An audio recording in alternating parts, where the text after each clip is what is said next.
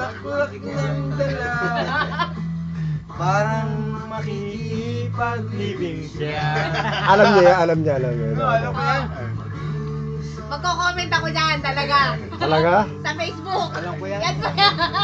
Kasay mo na. Pero paborito ko to. Walang break. Huwag mo na dito. Pare, kaway ka lang. Ayun na. Kaibigan, huwag masyadong masa. Napapasa Sa diskating maganda. Kung minsan ang forma ay sobra. Okay, Makakanta. Busted ka! Busted ka pala?